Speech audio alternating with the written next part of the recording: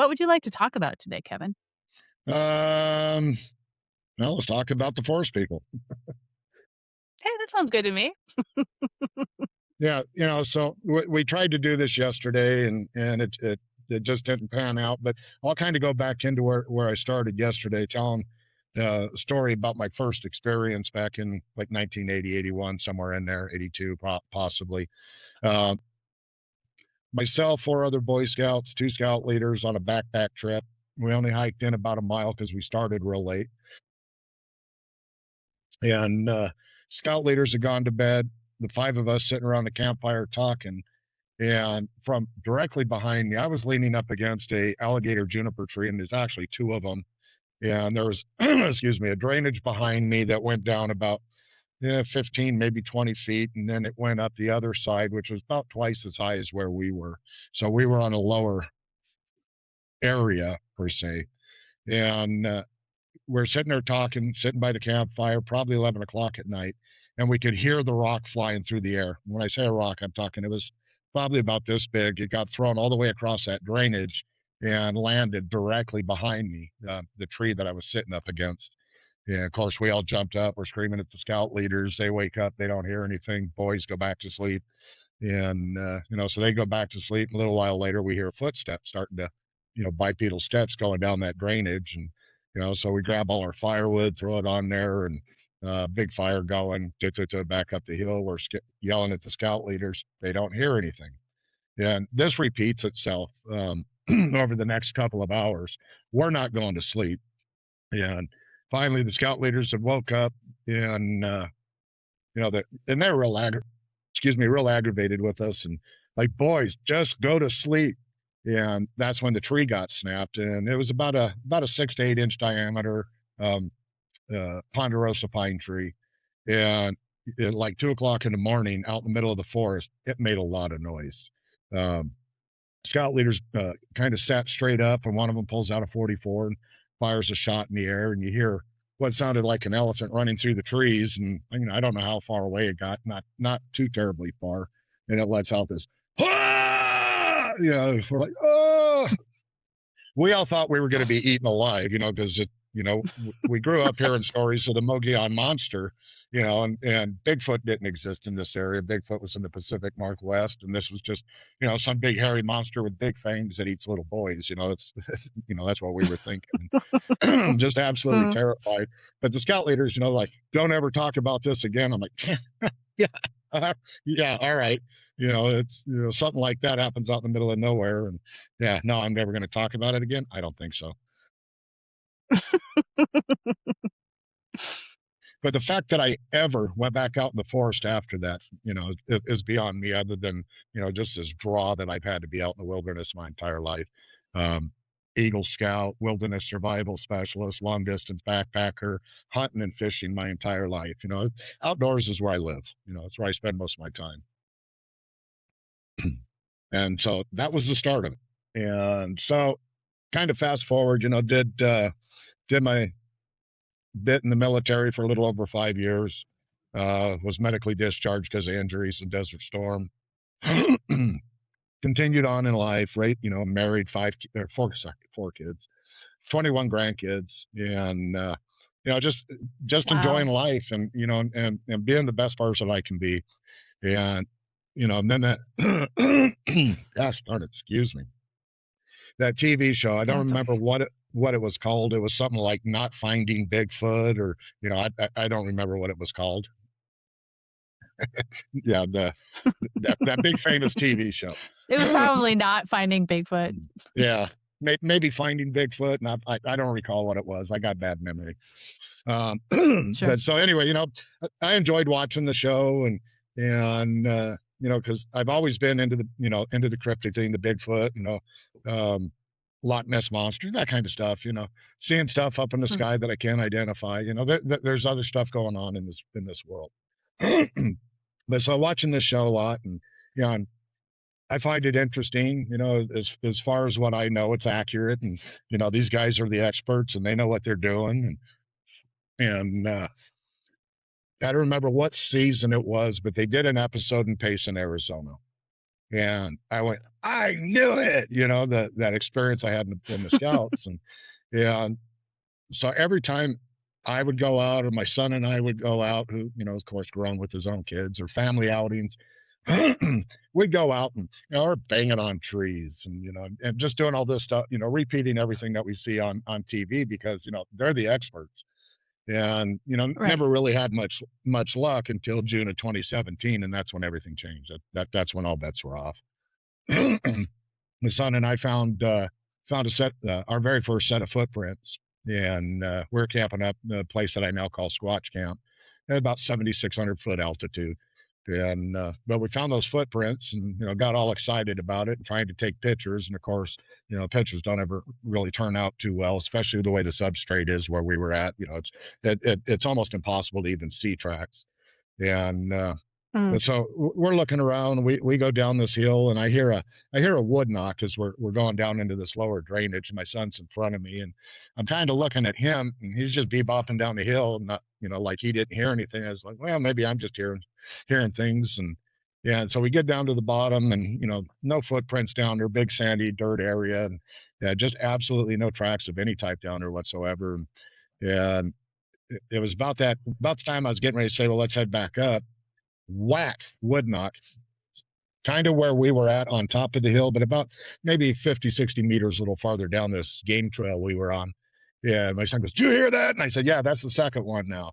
Yeah, and so we spent, excuse me, we spent probably 10, 15 minutes looking around for a branch that was sturdy enough, not rotten, that we can do a knock with. And so after a little while, we finally find one. And it's like whack, and I hit the side of the tree, and whack comes back, got a response. And my son's like, "Oh, he's right there." And so my son gets the stick, and he wants to do a knock. And so he does the knock, and we get a double knock back, knock, knock. And, so now we're just like, this is absolutely incredible. And so, parroting what I've seen off of, these TV shows and that I've been watching, I do a whistle. And so everything's coming from this side of the drainage up on the hill. Well, I get a return on this side of the drainage up on top of the hill.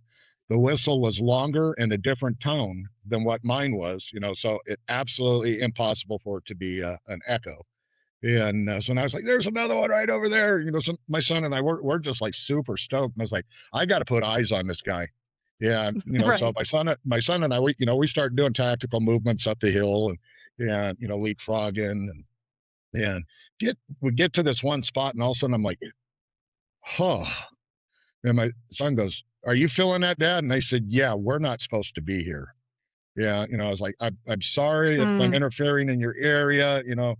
I'm just curious. I would like to see you guys, but I'm sorry I'm interfering. Something to that effect. And we turn around to start walking off, and then we hear three heavy bipedal steps on the other side of this little kind of like dogwood thicket, young pine trees. Couldn't see through it, but we could hear the bipedal steps on the other side walking away, and it's just like, oh my gosh, this is incredible.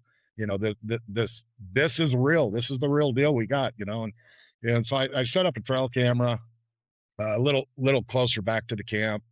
Um, because I want to get pictures of this guy. If they're walking around this area like this, oh, I'm gonna be that guy. I'm gonna get the pictures. And so what I did is where I set my trail camera up about 15 feet away from it, there was a pine tree that had died, rotted, and fallen, had broken. And so I took a granola bar and I opened it halfway and I rammed it into the top of that, which is about 5 foot.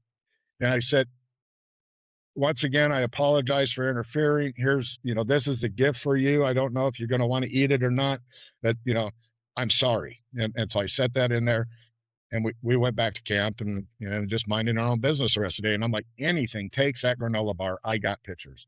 I don't care if it's a chipmunk. I'm going to have pictures. Yeah. And so we're going about our camping thing. It's our last night up there when all this is going on. And my grandkids were playing with chem lights and throwing them back and forth. I was like, I've got an idea because I'm that brilliant. I'm going to take a chem light and I'm going to go out and I'm going to stick it in the stump right next to that granola bar as an attractant. And I'm going to bring them in. I'm going to get those pictures, because, that's how smart I am. And so we go back out there, and it's like Yeah, 10:30 at night, and it's true. my son and I go back out there, and we're just walking in the dark, and I get up to where the stump is, and half the granola bar's gone, and I'm like, oh, I got pictures. I'm going to be that guy. And so I took the chem light and I rammed it into that stump next to what was left of the granola bar, and we went back to camp. We got paralleled all the way back to camp, probably about 30 meters off in the tree line, just walking right alongside of us, can hear him. Of course, it's bottom of a coal mine dark, so we don't see anything. And we get back to the camp, and Hmm. my son-in-laws and a couple of my older grandkids, they go back out there around midnight, and they kind of get spooked out of there. They got grunted at, and so they came back real quickly. But the bottom line is, next morning I go out, I get my trail camera, and I didn't have my laptop, so I just threw the card in my digital camera, and I was going through it, and I had all the pictures of when I set the trail camera up. I had the pictures of when I came back with the chem light. I had the pictures when my son and in-laws and grandkids went back out there. But whatever took the granola bar, nothing. And I was just like, well, they've talked about this on that TV show, so you know. But yeah, so all bets were off. So me being retired and having all the time in the world, I was like, Yeah. I'm going back out. I'm going back out. I'm going back out. And so I made a report with the BFRO, and one of their investigators got back with me. I don't know, like 3 weeks later, and him and I went out, and him and I spent a lot of time out there. But we went out for a 3-day trip, and he's asking me, "What do you know about Bigfoot?" And I'm like, "Well, I know they're real, and I know they're not some dumb ape running around the woods." Yeah, and that was about the extent of my knowledge of them.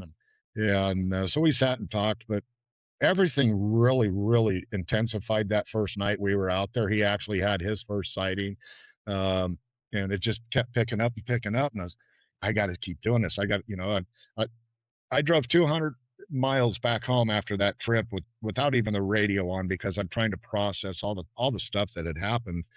And so then I go back out, and then I go back out, and I keep going out.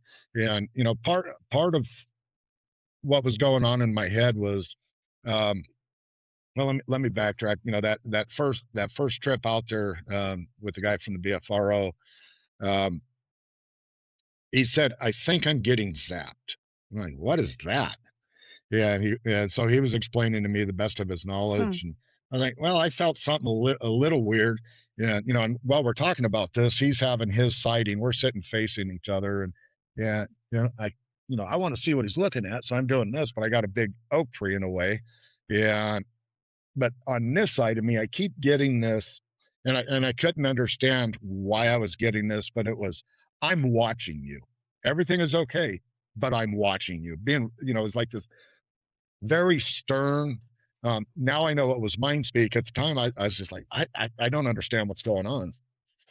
And then I got the eye glow, when he peeked out from behind the tree, and I was like, can they bioluminesce their eyes green? And he goes, oh, absolutely. And I said, yeah, I just saw one about that big.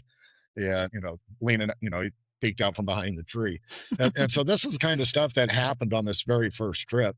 And, by the time the trip was over with and I got home, called him back up, and he goes, there's something different going on, either in this location or with you or both, because I have never heard about anybody having this kind of activity, you know, on their first trip out, basically. And that was Hmm. realistically my first research trip. I hate research, but um, he's like, people have been doing this for 50 years, have not had, the level of experiences of what we just experienced over these 3 nights. And, so I was like, well, I got to go back. I got to go back. And, I was brand new. I don't know what I'm doing out there, doing a lot of trial and error. But one of the things that I decided I was going to do was, I want to earn their trust. I know they're not a dumb ape, so they got to have a high level of intelligence to them, at least equal to mine, because I'm just brilliant. But um, I kind of adopted like the Jane Goodall method of habituation. So a researcher in Arizona, Mitch Waite, I never got to meet the guy, but I got a lot of respect for him. But he always wore a red shirt, and that was kind of his methodology. Yeah, and I was like, well, that makes sense. I want them to be comfortable. I want them to know I mean them no harm. So I'd always park my truck in the same spot, my tent in the same spot. Always had a red shirt on. my chair always in the same spot. Everything I did, it became so monotonous that, it almost drove me crazy, but I wanted to be predictable to them, so that, you know, trying to build a level of trust and understanding. And this is all going through a process of trial and error. And, I'd walk around with my GoPro cupped in my hand, pointing backwards, walking around through the forest because I'm going to trick them. I'm going to get the video and did a bunch of stuff like that. And every time I took out the technology, flatlined, put the technology away. And it's high level activity. And so I'm thinking to myself, it doesn't take rocket science. Put that crap away. Yeah, so the only thing I started using was an audio recorder, and for some reason they didn't seem to mind that. But yeah, the video equipment, cameras, all that stuff.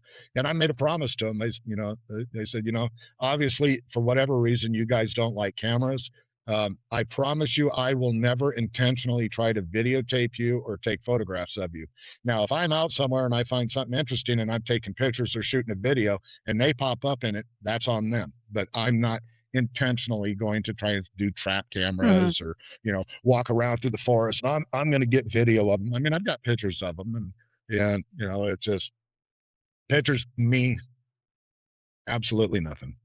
Especially with the level of AI we have today. I But agree. so my second trip out, and this is where when it got real interesting. Now we're in August of 2017, and I'm out there by myself, and I go down into what I refer to as Squatch Valley now. And it's this old growth forest, and it's like walking into a cathedral.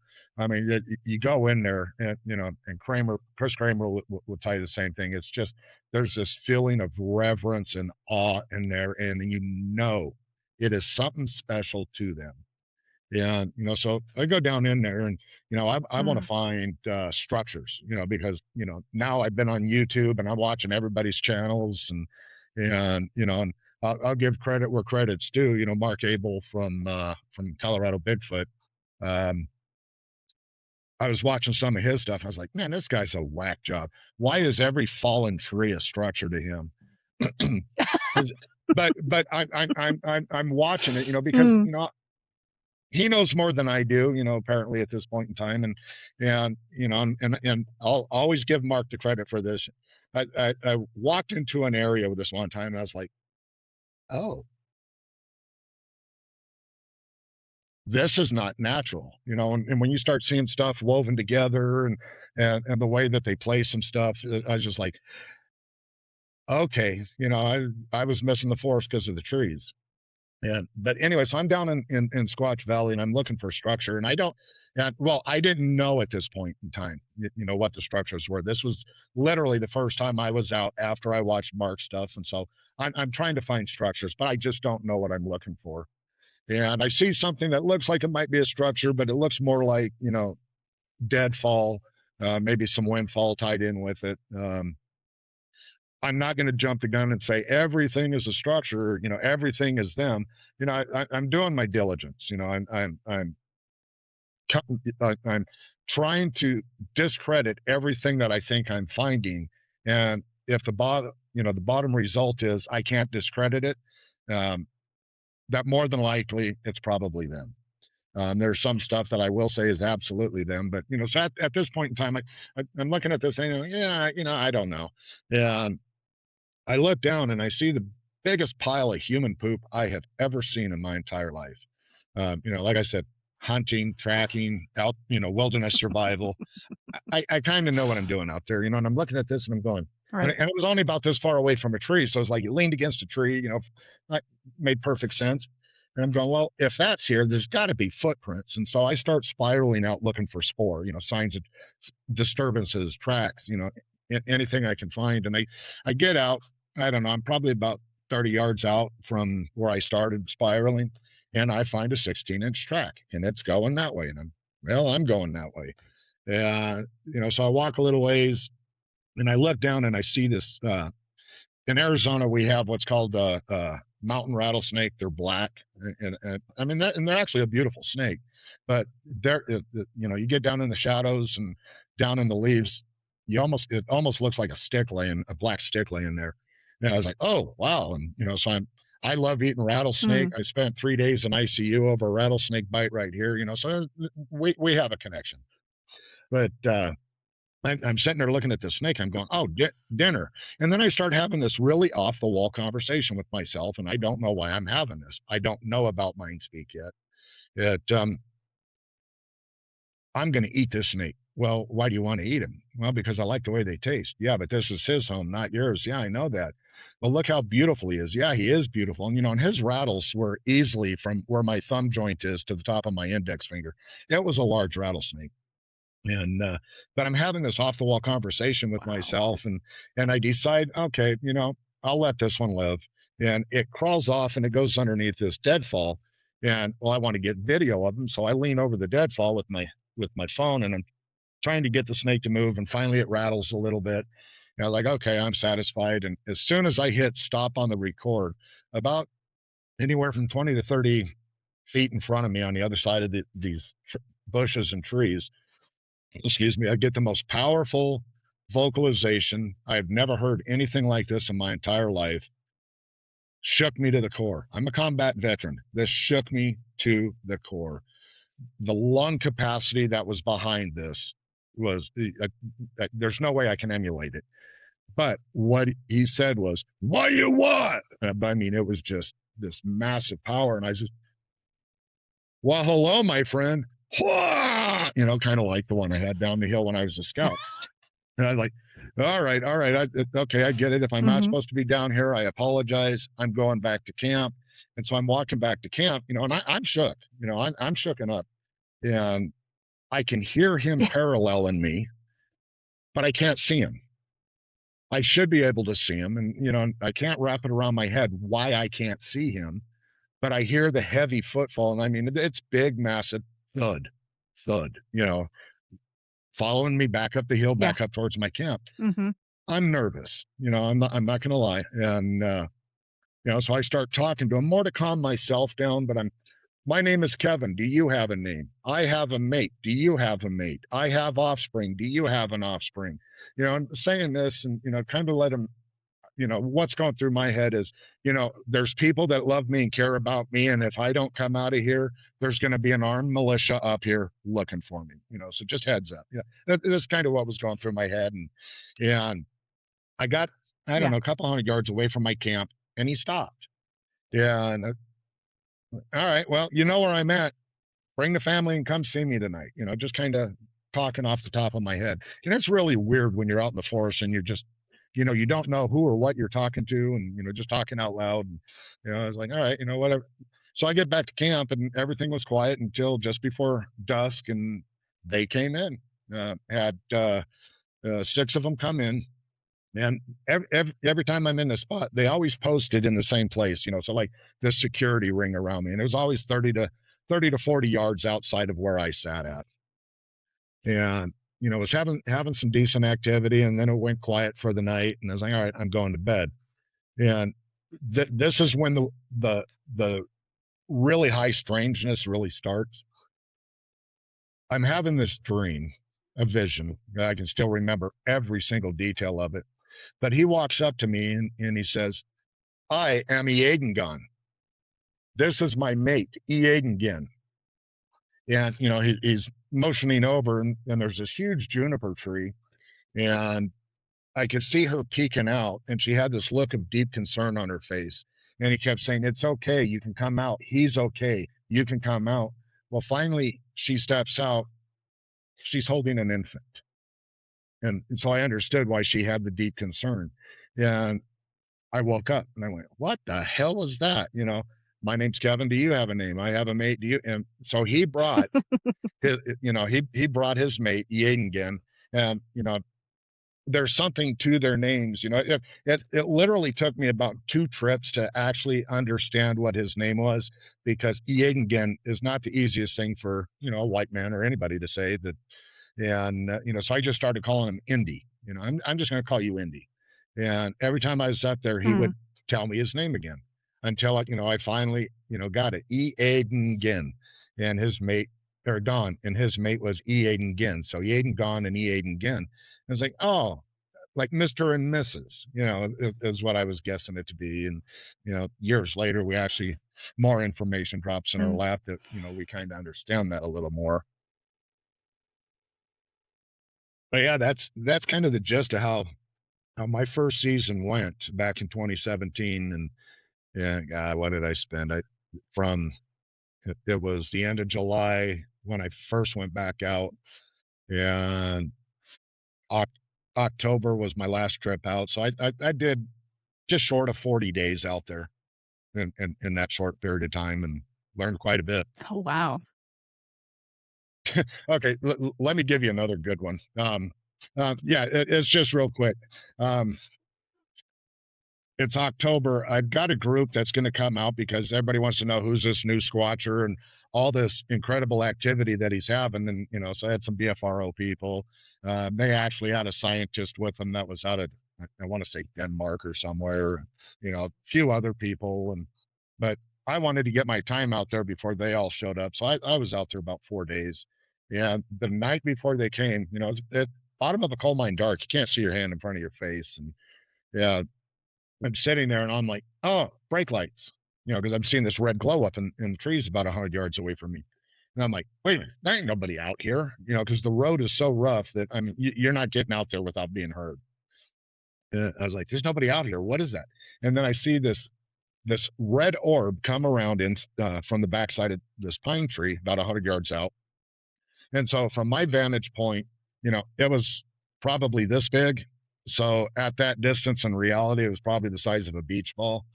And I got deeply concerned when I saw that because the very first thing that goes through my head is Travis Walton.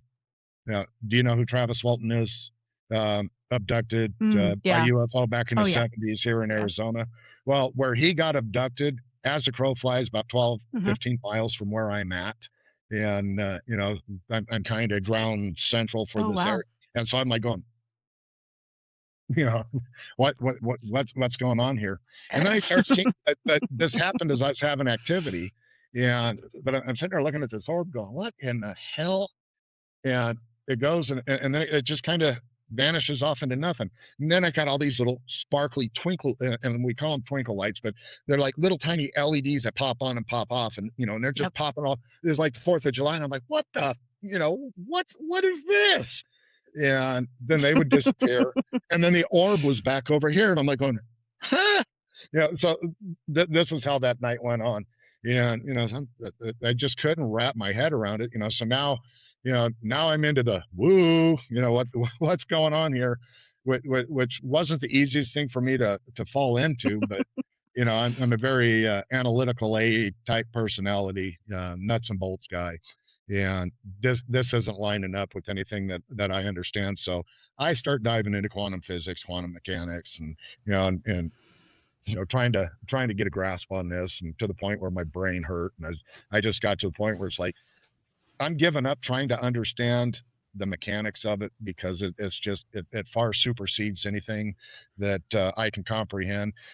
And all us, in the Arizona 4, we all experience all this kind of stuff going on pretty frequently. It's not every night we go out, um, but every trip we go out, we do have stuff happen. And if I'm out for 2 weeks, I may have 3 nights that are off the charts, and the rest of the time it might be a branch break. It might be a click sound or something like that. And maybe a twinkle light pops on here and there. Um, Maybe hear footsteps, but very low activity. But then you get those bonus nights where it's just like everything's off the charts. So Yeah. I know it, it exactly what you mean. it just keeps amplifying. And I got to the point where I was like, I am done watching all these other channels. I'm done listening to um Yeah. Peter, Paul, and Mary telling their stories about, I was driving down the road and I saw one run across the street, and I'm like, well, yeah, cool. um, I You're a I big whoop. Yeah, I want to learn who they are and what they're about from the source. I want to understand the who, what, when, Yeah. where, and why of them from them. And it's painful at times, meaning I can go a long, I'll ask questions and I'll go a long time without getting any kind of a response. And then all of a sudden they're like, "Hey, here's the answer to that question." And, for an example, how do you guys, as hairy as you are, deal with the temperatures down in the lower deserts? You're in the swamps, you're on top of the mountains, you're in the Alps, you live in the snow and ice, all these different environments that you guys, traverse through. How do you deal with those temperature changes? You're not building houses, you're not building fires, got I'm just curious how you guys do it. And it was pretty interesting how I got the answer. It was 2 years later, but I'd ask that question quite often. We were sitting in an area that we call Crazy Town, rightfully named. That's where Chris Kramer had his healing. But we're sitting in there, me and this one guy Yeah. and my neighbor at the time, and it was cold. It was maybe 30 degrees outside. There's a creek running right by us, down in a valley, so all the cold air settles there.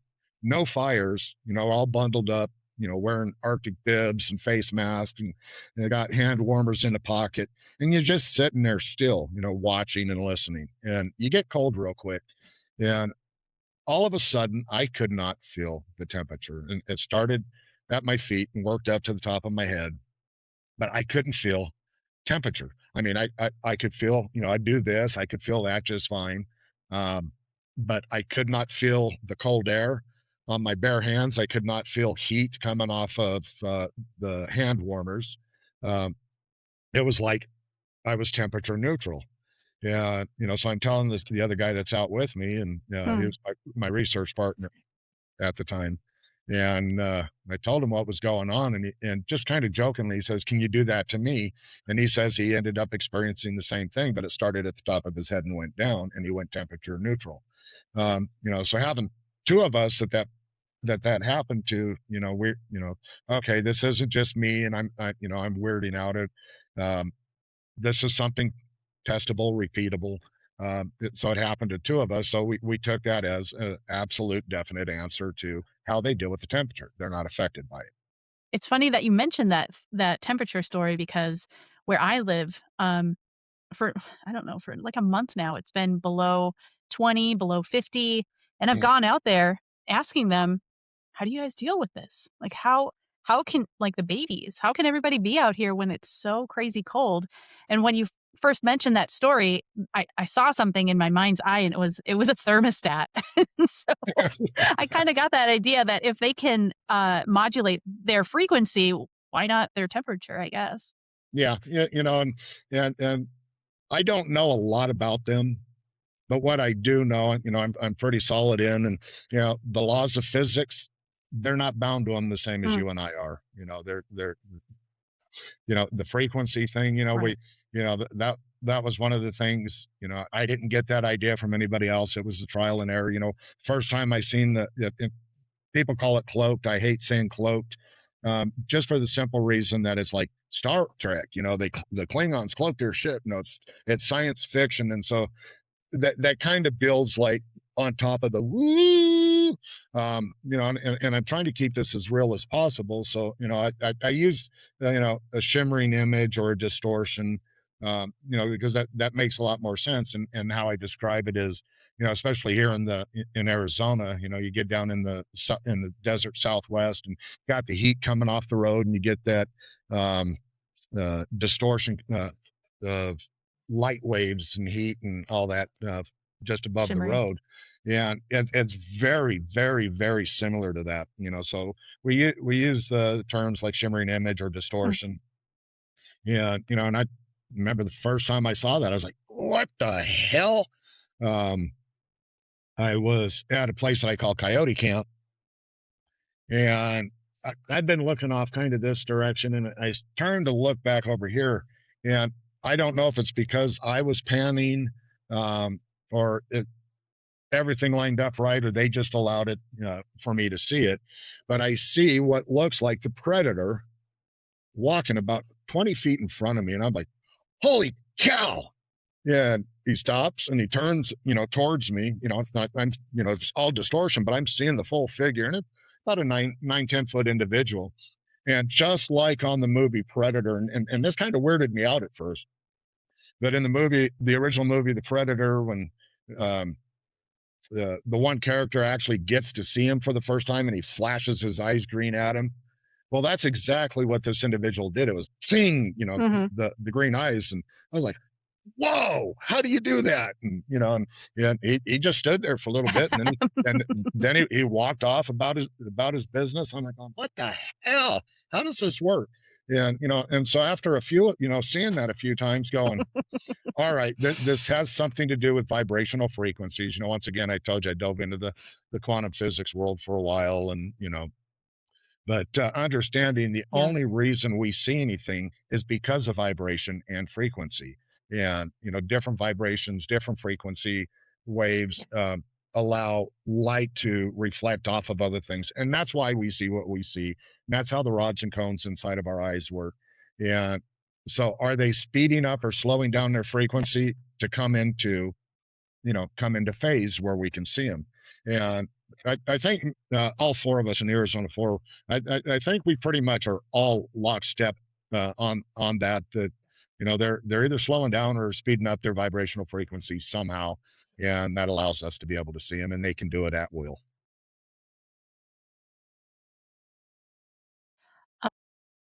He recently had an experience where, this was out in the Chequamegon-Nicolet Forest in, I wanna say northeastern Wisconsin, back in November. I got a cabin with my family for a couple of days for my birthday, and I had been kind of guided, nudged to go out there for months, and, so I finally did it, and the first night I went out there, uh we're in the cabin, we're watching a movie, and there's like a glass sliding patio door that leads out into the backyard, and there's like a little creek in the back.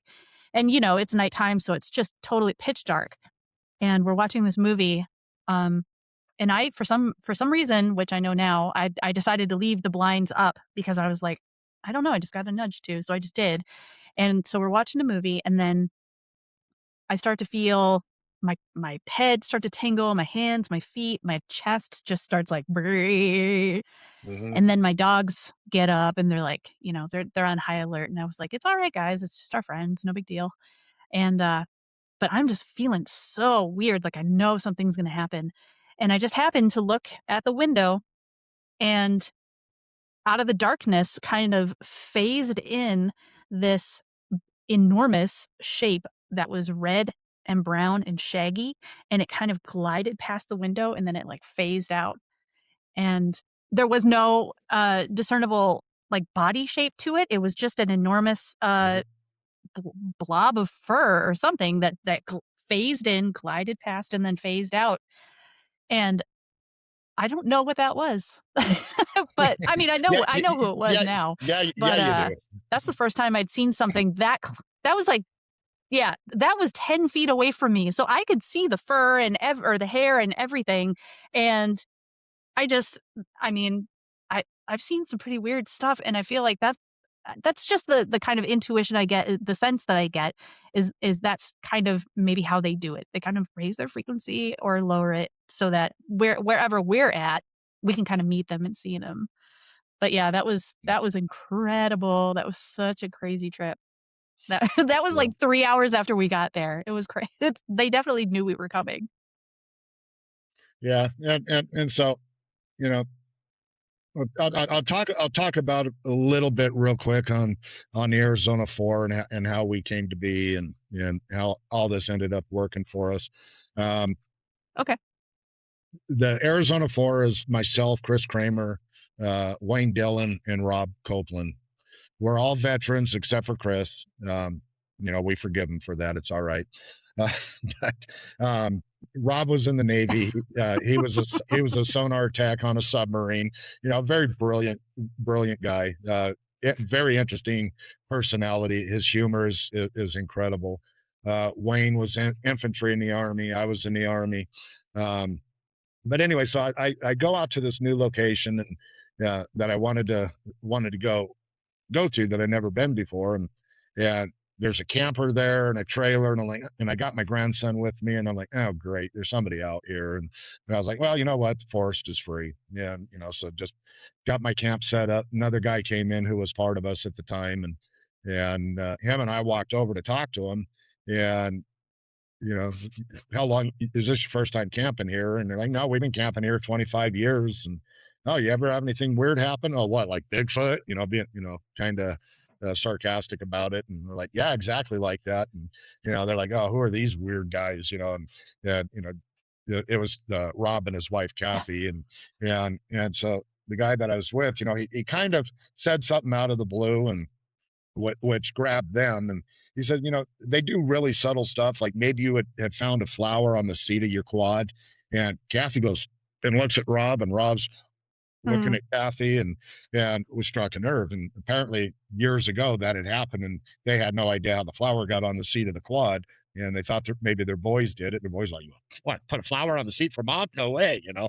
Um, you know, so that got their attention, and about a week later, and I'd love to have been a fly on the wall for their conversation going home, but uh, he called me up. I lived in the Phoenix metro area at the time, and he actually lived about 8 miles away from where I lived, and so I went over and met with him and told him what I knew, which isn't a whole lot, but um, he wanted to go out with us, and then Wayne got a hold of the other guy. Uh, Facebook or email or whatever, because Wayne lived in Payson, the other guy lived in Payson, and so we invited him out, and they came out on the camping trip, and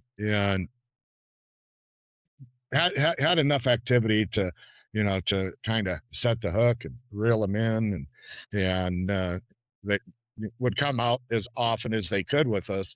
And then I get this crazy message from this guy that I met online. You know, he's, hey, I'm in Arizona and I want to go out with you. And I'm like, all right, well, come on out. And I'm just being facetious towards Chris. I love him, but you know, I told Chris the same thing I told everybody else. I said, Oh, yeah. you know, He's you such know, a character. oh, I love him, but I told him, and I tell this to everybody that I take out. It's like I can't promise you anything's going to happen, but what I can promise you is I've never been out and not had something happen. And so we set up a time to meet up there on the rim, and you know I'd already been up there for a couple of days, and you know, so the exact moment we met, you know, was kind of a hard moment for me because I just got word that my landlord sold the house that I was in, had been in for 13 years. Uh, No. which turned well, it turned out to be a blessing, you know, because where I live now is, you know, I live on the edge of the Mogollon Rim at 6,000 feet in a pine forest in a very, very, very small community called Strawberry. Um, beautiful. I live in paradise. Ah, Um, sounds but nice. but so you know that's how Chris and I met, and you know, and so we went to the camp and got him set up, and you know he was sleeping in the back of his Saturn, and you know he's got this kind of little limp to his ankle, and you know and we just sit and we talk, and yeah, you know, kind of getting to know each other, and you know, so I take him to go show him some structures, and we go walk down this one hill, you know, his ankle was bothering him, and you know we went back to camp. He went and took a nap, and he was out for almost 2.5 hours. I was like, wow, this guy sleeps a lot.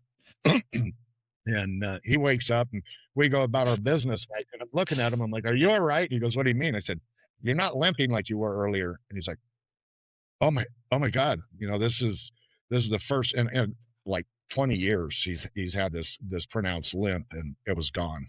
Yeah, you know, so he's like, wow, but you know, it was a great thing. Wow. And that night, now I've had a whole gambit of variety of very intense nights, high activity.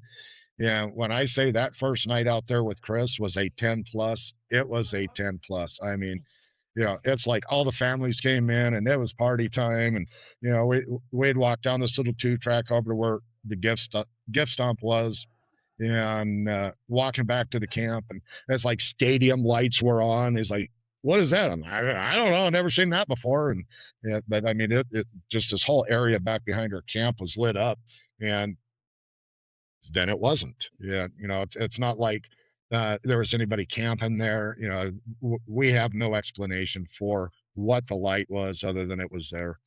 But so we as a group, started going out a lot more as a group, not so much, me out on my solo mission, and just going to different locations and having incredible activity. And you're talking about the blur thing. Um, it was Rob, or sorry, Wayne, Chris, myself, and this other guy who's no longer with us. The other guy was sitting facing towards us. Three of us were sitting facing towards him. It had been raining off and on. We're sitting underneath the canopy, and all three of us at the same time. Did you see that? And a little ways back behind, off in front of us and behind this other guy. Um, what we saw, and kind of like what you're describing, this blur, this hairy blur, but it came out of the tree line and just zip. Uh, I mean, it incredibly fast. But all three of us at the same time saw the same exact thing at the same spot. So, how much more clarification of reality do you need than that? Um, and that was at Squatch Camp. And another time at Squatch Camp, it's the same three of us, Wayne, Chris, and myself. Rob still works. He's got one of those job things, so he doesn't get to come out with us as much as he would like to. But so as the three of us were out, we're having activity. I walk out to the road, and yeah, or all three of us do. And Chris is looking one way, Wayne and I are looking the other way, and we see one walk across the road. Wayne, did you see that? I said, oh yeah, I saw that. And so we both at the same time described what we saw. We saw the same thing. And well, let's go walk down there. And so we're walking down this 2-track road, and it's pretty dark out. And we get to about where I thought maybe that this individual had crossed, and not feeling anything, not getting any energy, no vibes or nothing. And so we're like, well, let's walk a little farther. And we got about another 10 yards, maybe 15 yards, and something got my attention to the right. And I went, hold on a minute. And I stopped and I turned and looked to the right. And 4th of July going off in the trees, just off, off the side of the road, probably about 15 yards back in, and just these twinkle lights and like static discharge. And Hmm. like, what in the world is that? And so now we're all three standing on the edge of the road, um, looking off into the trees and just watching all this distortion or static discharge and twinkle lights. And Wayne looks down, he goes, I got a green twinkle light at my foot. And looked down, and sure enough, that right by his foot was one of these little green lights, and it just, sit there and it kind of went off. And he goes, I'm going to walk over there. And so he takes a couple of steps. I'm like, Wayne, Wayne, Wayne, are you okay? And he's like, yeah, I'm fine. I go, I can't see you. Well, I'm right here. Now I can see the twinkle lights and I can see the trees beyond, but where Wayne is, Wayne isn't. I mean, he is not there. Chris, who's on my right, he's like, Wow. I see him just fine. And I'm like, I can't see him. And so I grabbed Chris and I kind of just drug him over and I was like, look. And Chris was like, Wayne, you're gone. And no, I'm right here. And so Chris stepped back to where he was, and I leaned over there and I could see him, but right here I couldn't. Did we have an individual stand to be? We don't know. We sat. I mean, we still discuss this particular incident of what was it? Did he step out of a portal? Was it an energy field? You can come up with whatever it is that, your fancy tells you it was. We don't know what it was. We were there. We don't know what it was. Was it a portal? Possibly. Was it an energy field? Possibly. We don't know what it was. But, what we figured out is the one we saw across the road, that's where he came from. Most likely. We're not 100% dogmatic about it. It was in the right general area, having all this, energy and stuff going on. Um, yeah, it could have been a portal. Yeah, it could have been an energy field, or it could have been something completely different. We don't know. And that's one of the things that, with us in the Arizona forest, we have some of the most incredible experiences, but we're not going to just jump out there and say it was a portal. We don't know. It was an energy field. We don't know. Could have been a porcupine with bad gas. We don't know. Being a little facetious there. I got to be careful how I explain some things. I know when I did that interview on Flash of Beauty and I talked about, like the polar bear in Arizona when I saw the white Bigfoot, everybody's like, oh, this guy had me until he said a polar bear in Arizona. I'm like, I'm being facetious. There's no polar bears in Arizona.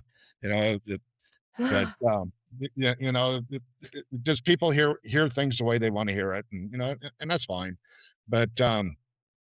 we we are going Jokes are to, allowed on my channel, so yeah, go ahead. okay. But you know, we have our ideas of what's going on. And like when Chris was trying to be on with us yesterday or the day before, whenever it was, and and he told you that we don't all agree on the same things, and we don't, but we are open to interpretation because that's all this is interpretation. One of the phrases that I coined way back in the beginning of this is don't let your paradigm dictate your experiences, but let your experiences dictate your paradigm. Because if you go in this with oh, they got to be fairies, well, everything becomes fairy dust. And, oh, they got to be mountain apes, well, everything becomes you can't have a set frame of mind of this is what they have to be. My worldview is this, and so they have to follow in this worldview of mine. And that's where everybody is missing the boat. you know I'm guilty of it, because I am Christian. I'm a creationist, and I like things to fall in line with what my beliefs are. But at the same time, if something doesn't fall in line with what my beliefs are, I just have to say, that's outside of your beliefs, but it's happening. So you take what your experience is and you build on top of that. Because if you're trying to, okay, um, typically in the Christian world with the Bigfoot, and Scott Carpenter had a lot to do with this, and Scott Carpenter was a great guy. I never met him, and I know he's duly missed, and he's had a lot of really, really good experiences. But he immediately jumped on the boat. Oh, they got to be Nephilim. And I jumped on that boat for a little while, way back at the beginning when I first started studying Melville Ketchum's um, DNA study, and that made logical sense to me at that point in time. But once again, I want to learn from them. I don't want to learn from Scott Carpenter. I don't want to learn from L.A. Marzulli. I don't want to, none of these people are experiencing what I'm experiencing, and this is unique. So I have to have this experience for myself and us as the group. And enough things that happened that led me to believe that they're not Nephilim. I mean, are they spiritual? Yeah. Do they have culture and hierarchy? Yeah. Do they have family groups? Yep, they sure do. And it's pretty intense at some of the levels of what I believe is my understanding of who and what they are. But that's just for me, that's my own personal little thing. And yeah, but I don't jump on any bandwagons with anybody. I did it first, but I had to let my experiences, what I am physically experiencing, visually seeing, feeling, energies, all of that, it all comes into play. And so you have to take all that into consideration. And I have I personally have a lot of difficulty watching a lot of shows and listening to a lot of shows, especially when somebody, this is what they are. I know, they're they're they've been here for millions Mm, of years, and you don't know that, so just stop it. Um, you can believe what you want to believe, but don't put it out as fact. I have my beliefs, but I won't put it out as fact. Chris has his beliefs. He won't put it out as fact. None of us will because we don't know. You know, can I stand up in a court of law and say what I believe is right. exactly what it is? No, I can't. So I won't, and I don't. You know, I we all, oh, you ought to see us when we're out camping. It's like, Yeah. dude, you're out of your mind. Well, of course I'm out of my mind. I'm sitting out in the middle of the forest in the dark with you guys. You got to be nuts to do this. But we have our own ideas, but our general consensus is, it's pinpointed enough, and we're all on the same page enough that we just go with the experiences, and that's what we're out there for. We're not researching, we're experiencers. We're going out and we're having an experience with these individuals that live out in the wilderness that we call the forest people. Exactly. And, it's only natural for us to have this compulsion to put everything into little boxes and to know exactly what everything is about. But I really don't think that's even important. Like, we might never know who they are, Yep. where they come from, what their history is. We might not know. But for some reason, they are choosing to interact with some of us in these really bizarre ways that, right now we're calling it the woo, or we're calling it magic or fairies, or different dimensions or whatever. I just wonder, what do you think? What's the big picture? Why are they reaching out to us, do you think? I have my own personal I have my own personal thoughts on that, and once again, that's just my own personal thoughts. Things that have been explained to me at the best of what my understanding of how they explain it is. Um, and it's just how do I put this? We're coming into a time of existence where everything is getting ready to go south. Turn on the TV. It's blatantly obvious. Look at the world. It's blatantly obvious that things are not right. Things are not good. Everybody is aggravated with everybody. Psyops going on. Left hates the right. Right hates the left. Well, you're part of the same bird. If left, right wing or left wing. It doesn't matter. Right. You're still part of the same bird. And it's got everybody's fighting against everybody, and nobody wants to communicate. Nobody wants to try and understand. And with them, they don't operate that way. And um, why they're doing what they're doing, especially now, is speculation at best. Um, but I feel deep down inside they have a greater role to play in what's happening, and knowing how much love they possess, um, not just for themselves and their families, but for nature, for the creator. Um, I just feel they look at us with pity, and they have an idea of where we're headed, and trying to maybe make a change. I don't know. I don't know. Hmm. That's the sense I get as well. Really. I feel like, yeah, like you said, if we keep on at this pace down this road that we're on, it's just we're going to self-destruct, and we don't own this planet. No. May I'm sure that's not news to you, but we don't own this place, and so I feel like it's gonna come to a point where things are so polarized, and we're just gonna be forced to, uh, come together, and the forest people can see it clearly. They know. So I think they're reaching out to those of us that they can, and maybe I don't know, extending a hand, maybe trying to teach us that this way is not the right one. I don't know. I'm not Yeah. I. sure. But Yeah. I. these experiences that I have been having have changed my life for the better in so many ways. Yeah. It did for me. It's. Yeah. I don't have time for fighting. I've done my share of fighting. I've been to combat. I was a martial artist when I was younger and Yeah. did full contact sparring, wrestling. Growing up on the streets, and you know, uh, I don't. I only want peace and love, and that's all that I have time in life for. If you want to sit and fight and argue with me, I don't have time for you. I don't have time for that. It's such a great motto you told me the other day, where you choose peace, you choose serenity Mhm. every day.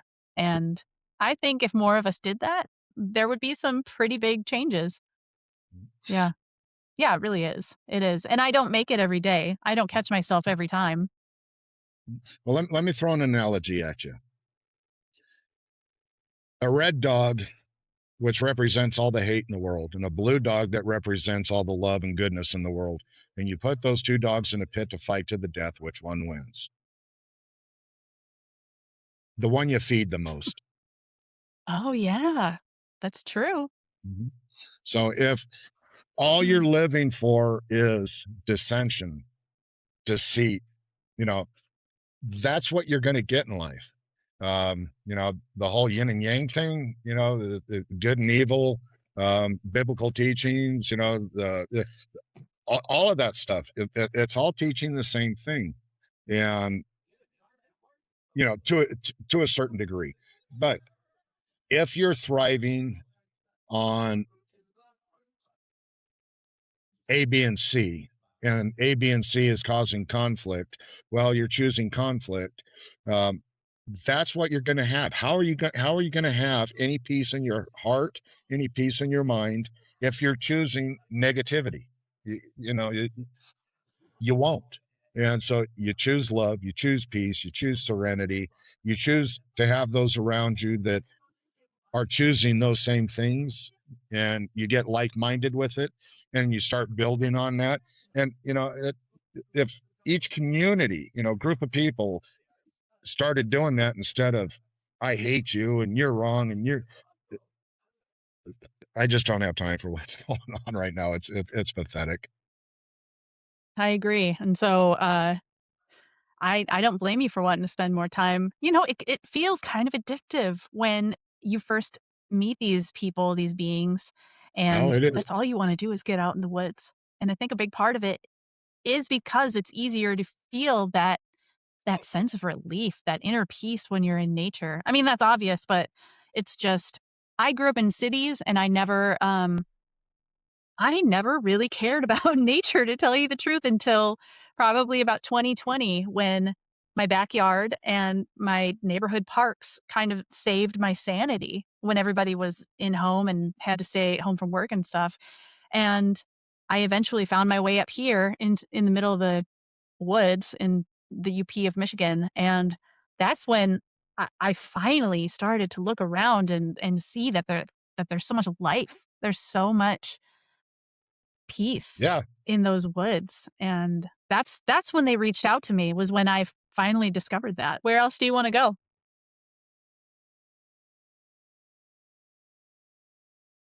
Well, I want to go spend some time up in Colorado, um, area that I did a backpacking Mm, trip in when I was a teenager. Uncompahgre Peak, 14,300 something feet altitude. Um, that's the top of the peak. That's not where we camp. But um, uh, Ouray, Colorado. I want to go spend some time in there. I was stationed at Fort Knox. I want to go spend some time in that area and get out in the trees and see what's going on there. I think maybe I had some experiences there, but nothing I would hang my hat on when I was stationed at Fort Knox. And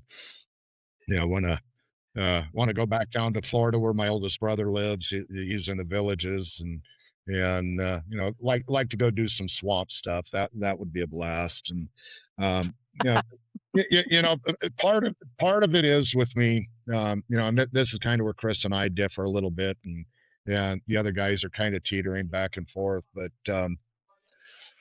I've had enough experiences with the forest people on personal levels, multiple different family groups, and I'm under the impression that what one knows, they all know. Whether they all know it at the same time, I don't know. I don't know if they gotta hit the dial up and you got mail, and I don't know how it works, but I've had enough interaction around the state that no matter where I go, they seem to know who I am. And mhm. I think that's true. because because there's places where oh, they're mean and they chase you down, and then I personally believe, and I could be wrong, but I'm willing to take the Pepsi challenge with it, and I will go out anywhere, and I'll go out by myself. I don't care. But I personally feel majority of this, oh, they're mean and they're vicious in this area, is a misinterpretation of what is actually going on. And once again, that goes back to my very first experience as a Boy Scout, that we had rocks thrown at us and branches, trees were broke and we got screamed at and stomping and it was absolutely 100% the most horrifying thing I have ever experienced in my life. Is that what happened? No, that's just what I thought. I misinterpreted exactly what was going on. We thought we were never leaving that mountain. We thought we were going to be eaten alive, um, but that's not what happened. And, I'm willing to take the Pepsi challenge, and I'm willing to go out, put me into East Texas, Missouri, Oklahoma, some of these places where they're supposed to be these vicious attacking, creatures. I have absolutely zero qualm with going out in any of those places all by myself. What happened to you when you were a kid, that experience that you interpreted as being super terrifying, they later on gave you a name and referenced that very experience. And Mhm. so, I mean, they've been watching you for a long time. Do you think they'd try to scare the crap out of you their first experience? I don't think so. Um, they will test your metal to see what you're made of. I've had a few situations where it was pretty hair raising, but never was there any threat of harm. It's just we have to get out of ourselves in these generational train of thought that we have that everything that goes bump out in the forest and in the middle of the night is bad. That's not necessarily the case. Is there stuff out there that's dangerous? Oh, absolutely. I have no doubt about that. But when dealing with Bigfoot, the forest people, the Sasquatch, I have absolutely zero fear of any of them. Yeah. I think I think I'm in that boat with you. I've heard, lots of different things, but nothing in my experience has ever tried to scare me or anything like that. It's only been very loving for me. I mean, who knows? Maybe something that will happen in the future, but thus far it's only been um a very personal sort of beautiful exchange between me and them. And that reminds me, there was a story that Sam Chandler, yeah, there was a story that Sam Chandler told me a while back where he was in that, and there's these phases, right? It's like you have an experience and it piques your interest, and then you do a bunch of research and you watch all the podcasts and you buy the trail cams and you do your wood knocks and your call blasts and all that stuff. And then it's like an evolution. And there was a period where Sam was out there and he so desperately wanted them to communicate with them. And he was out there all the time. And he got a message one night when he was out in the woods, and it was, "Why do you want to know so much about us when you know nothing about yourselves?" Mhm. And I just thought that was so powerful. It's so true. We don't really know anything about ourselves. And that's why we're grasping and so desperate for this connection because it seems like they're onto something. Yeah, It seems like they they know a little bit more about the universe than us. And so, yeah, I don't this whole thing has been yeah. such a Well, wonderful learning process for me. yeah, and I just had an epiphany. It was about 3 years ago that I was given the message that I need to quit spending so much time out there with them, and I need to get things taken care of at home. And I was like, Mm, all right, and so my train of thought went one direction with it, into the world type stuff and blah blah blah blah. And so back up even further. I went to Squatch camp by myself. Was just going up for a couple of nights. I got out there, went out to the gift dump before I even got my truck unpacked. Leave now, danger. What do you mean leave now, danger? I mm, just got here. Leave now, danger. And all right. And I hadn't even unpacked anything out of my truck. So I got back in my truck and I drove home. And that night, my blood pressure shot up to, I mean, at 204. I mean, it was just ridiculously high. And I was like, did they know that this was going to happen? You know, I live at 1,400 feet. I was at 7,600 feet. What would have happened? So that went through my head. So I kind of learned to listen to them. Well, fast forward, I get this message, to, stop spending as much time out there and get things taken care of at home. And December of 23, I have a total knee replacement injury from Desert Storm. Finally got it fixed. Um, February of 24, I quit smoking cigarettes. Been smoking since I was 13. My wife quit also. Um, mm.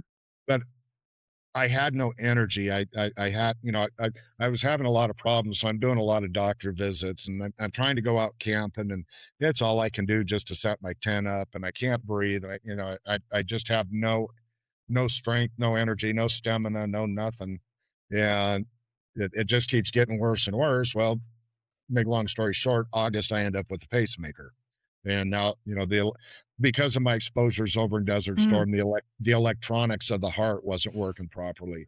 So it would beat and then it would just stop, or it would skip a beat. And, it's called sick sinus syndrome. There's wow. multiple electronic issues with the heart. So I get the pacemaker, and now everything's fine again. And it's like, you know, did they know something was going on with my heart? More than likely. And is that why they told me to quit coming out so much? Because I'm struggling, just to set my camp up. Um, had Wayne, he'd take his camper out, so I'd stay in the camper with him periodically, and made things a lot easier. But I mean, I was a wreck, I was a mess, and I was like, I don't even know if I'm gonna be able to do this anymore. If this pacemaker doesn't take care of the issue, I'm gonna have to call this quit because it's just too difficult. Well, I'm good to go now. I'm back at it. Mm, So I'm gonna get some time out this year. We are definitely as a group for sure. But did they know, awesome. that I was having those heart problems and it Yeah, they probably did. I mean, like I said, they know us better than we know ourselves sometimes. So